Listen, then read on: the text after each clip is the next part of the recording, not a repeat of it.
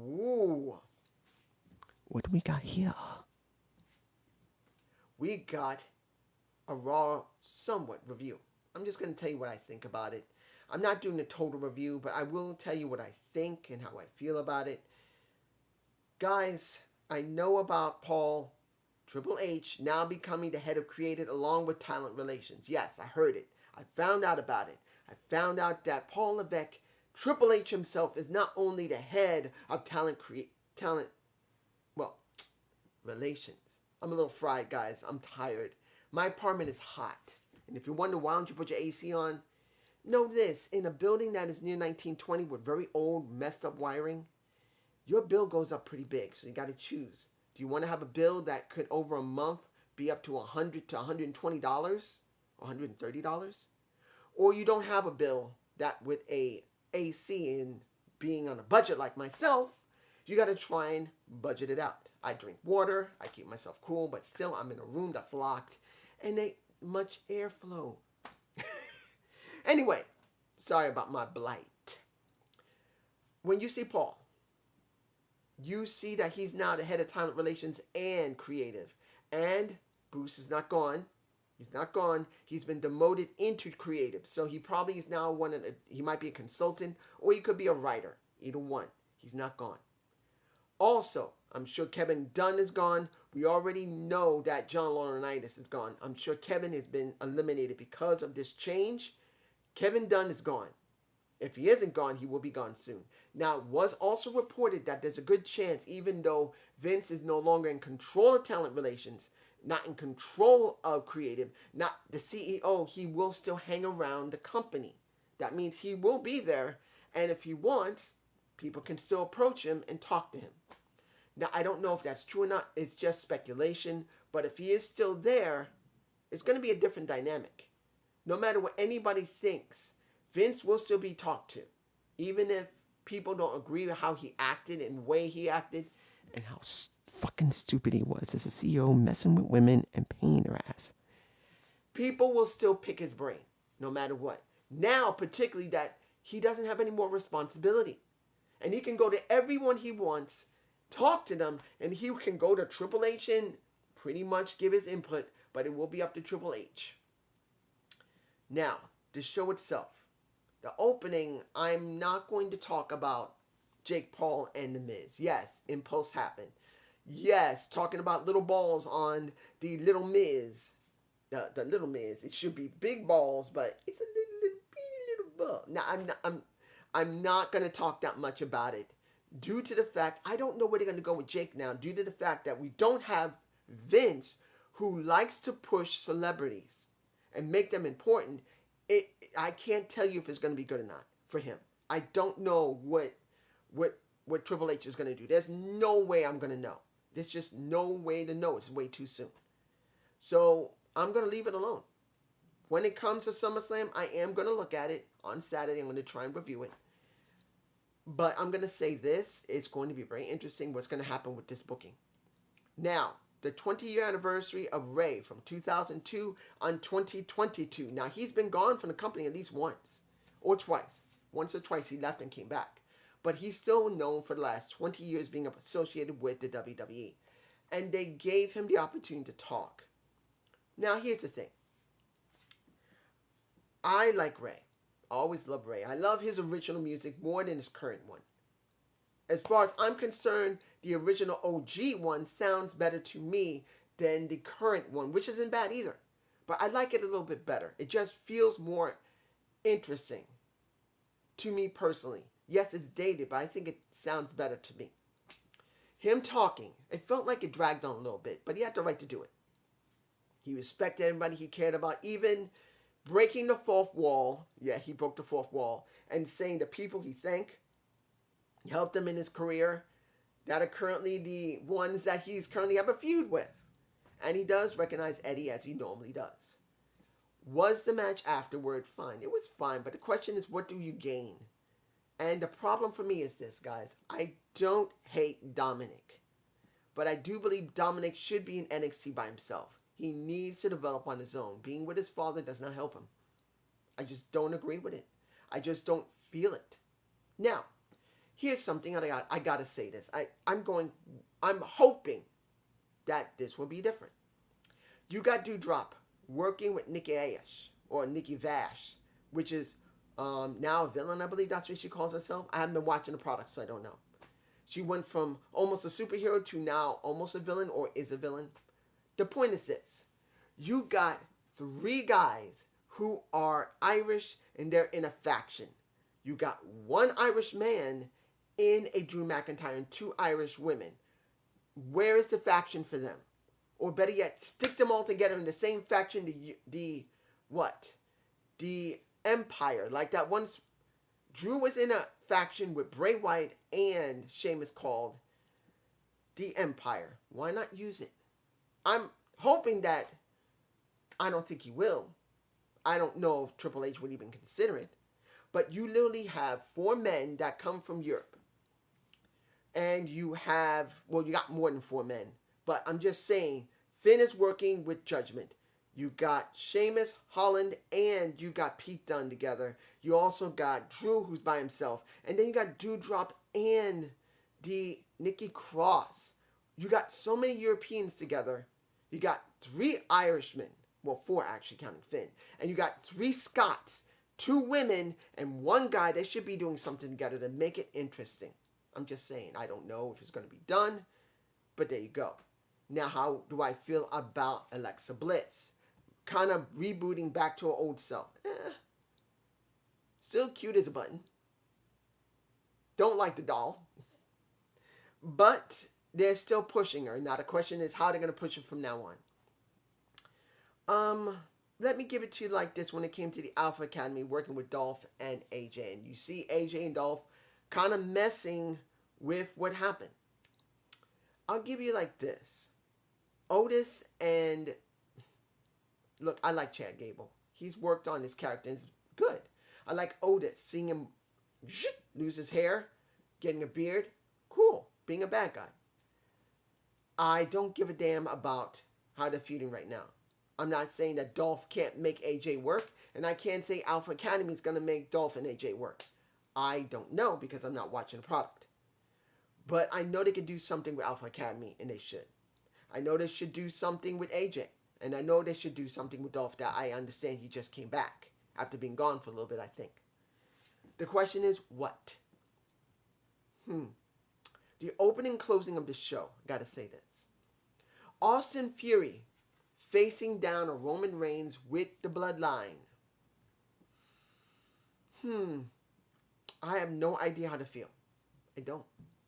I don't watch the product, so I can't say good or bad that Austin came out, tried to nail a Jay in the back after feeling insulted when he approached the Lord and King of the table in a Roman Reigns and basically showed he had some balls more than The Miz did. I'm not going to talk about Impulse and what happened on that other than the little Miz with the little nut. They were saying little balls. I'm not telling you that was the wisest thing to do. That is not played out, but pretty much they were into it. These are my peoples. They are the New Yorkers, and counting on what mood they're in, they're either going to elevate you or they will bury your ass. So they went and elevated to bury. That's the most I'm going to talk about Jake and Miz, because like I said, I don't know. Well, I don't think I did say this. That was in the previous video. I'll give you like this when it comes to Jake Paul. I don't know where they're going to go with him. Now that Vince is gone, I don't know. And I think I might have said this earlier, but just in case I didn't, I don't know where they're going to go with him. And if Vince was still in control, they would push him over the moon or bury his ass eventually. So I don't know where they're going to go with Jake. Even though Jake, to most people, not everyone, they're still pissed off at what he did in Japan. Me personally, I thought it was the most stupidest thing you could have done, even if it was a mistake. But that's not the point here. I'm going to, if I review Raw, and I will talk about that in a few minutes. If I review Raw, I got to go by what he can produce. His promo skills, his in-ring skills, his charisma, how he interacts with others to get them over. That's what I'll have to do. I'm just saying. Now, when it came to Austin, I don't know where they're going to go with him now that Vince is gone. And they did for a little bit of the fourth wall into this show, because when it came to like the beginning when the sound kind of messed up, you get Paulie saying to one of the sound men, "Oh, sounds not good. Sounds not good. Maybe you may just disappear like certain person." He threw it in a couple of times, kind of like what happened with Xavier Woods this Friday when he talked about New Japan Pro Wrestling and the ROH, which doesn't exist anymore. I'm just saying. Now, the closing of the show, match was fine. It was what it was. I didn't expect Riddle to win. There was no way Riddle was going to win over Roman. He destroyed his ass. And then we get the Seth Rollins destroying him on top of that. I'm not saying that's good or bad. Since I've been watching the product, I don't know how the feud has been going. Now, his wife, Becky Lynch, Seth Rollins' woman, I have seen a little bit of what's been going on with her, Bianca. And knowing they're going to have a rematch since they're, again, the redo of what happened last year when not even 26 seconds, 3 seconds is all that matters. 26 in between where basically Bianca acted like a stupid face bitch, gets smacked in the face and gets pinned like a nothing, and now they have to redo it again? Tell me, does this sound stupid? Didn't they just try to correct this at WrestleMania? And now Bianca is having another match again now at SummerSlam against Becky Lynch, where now they're trying to tout that this is a making up for what happened in last SummerSlam. Well, wasn't that supposed to happen WrestleMania? Guys, was this show shit? No. It wasn't shit. Did this show suck in multiple places? Hell yeah, it did. I'm not even going to talk about absolutely everything. I don't want to talk about absolutely anything. It doesn't need to be talked about absolutely everything. But the point is this. We now know that Triple H, and I'm about to call him Paul again, Triple H is now the head of talent relations and creative. He has full control of both departments. Does this mean the entire thing is going to be working? No. Let's make this very clear. There's no way. And I agree with, if anybody saw my video and what I said clearly there could be a war that's about to brew inside the WWE because we have no idea how many people are still left over. Look, Bruce has not been fired. He's still there. And I'm sure there's a few executives that are in certain departments that are still going to be an issue in the company, that eventually they will be fired. Before they do that, they're going to cause havoc. Sooner or later, we're going to start getting reports of trouble inside the WWE from either a Stephanie's perspective, a Nick Khan's perspective, or Triple H's perspective. We have no idea how this is going to work out. You got a co-CEO position where we don't know if Steph's going to go off the rails, and we don't know if Nick will go off the rails. I'm not going to be like a JD or a Alex where they're saying, yes, give it time, but I'm so excited. I'm not excited. Not because I don't still love the WWE.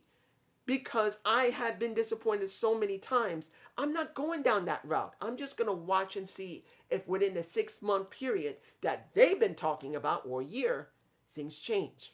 I'll periodically watch the show when I can and see if anything happens. If something notable happens, I'll do a review. I'll do more of a talk about it, or maybe do a brief review of it. Like this, where I just scatterbrain everything, just talk about anything that happened on that show. But this is how I feel. I'm not going to be an optimist. I've been there. Unlike those two who chose to continue reviewing it, not because they still loved the product. They were making money off of it. And there's nothing wrong with that. They are wrestling reviewers and podcasters. They got to go where the trends go, and that's why they did it. I'm not like that because I am not popular on top of that, and not the type of person who wants to drown myself in saying reviewing something I didn't like. I still love the WWE. That's the reason why I still did the pay-per-views. That's why I wanted to see Naomi, which she's not there right now, and I don't know what's going to happen. That's the reason why I love Sasha, but there's a good chance she will never return. But she could, due to the fact that Vince is not there. I don't know. But I am not going to be an optimist. I'm a realist. We have a possibility of a war that may brew inside the WWE before it completely cleans out. We still don't know how long this is going to take to clean up that damn mess. And no matter what Just Alex says or JD saying it's going to be great, just give it time. No! Don't be that damn stupid. No one's saying that we don't know it's not going to take time. But if you actually believe that there's not going to be some type of trouble inside that company, where just draining the swamp, as both of them said, is not going to cause a war. A reason a war happens, guys, is when one side causes trouble to another side and a conflict happens. Either one wants the conflict or one does not want the conflict. One gets angry because things change, the other one gets angry because things didn't change. Sooner or later, something is going to give in that company, and there's going to be issues. No matter how much enthusiasm there is, there will be an issue, a nasty one that will eventually come out. Now, I'm not telling you this, don't watch Raw, SmackDown, or NXT. I'm not. I will be periodically watching something of either Raw, SmackDown, maybe NXT, just to see how things are going in the next 6 months. And then, if anything happens, I begin to see that there's real change that I like. Maybe I'll review one of those shows. I'm not telling you I'm going to now, other than just watching and seeing if something is going to happen and maybe talk about it. But other than that, I'm a realist. I'm no freaking optimist in that respect of knowing how that damn company was treating all those people. And yes, the majority that did it are now almost gone, but they hired people that still have their mentality. They're still in the company. What JD and Just Alex are not talking about is that, yes, Vince is gone. Kevin Dunn is going to be gone if he isn't already gone. Bruce is there, but maybe he will be gone. John Laurinaitis is gone.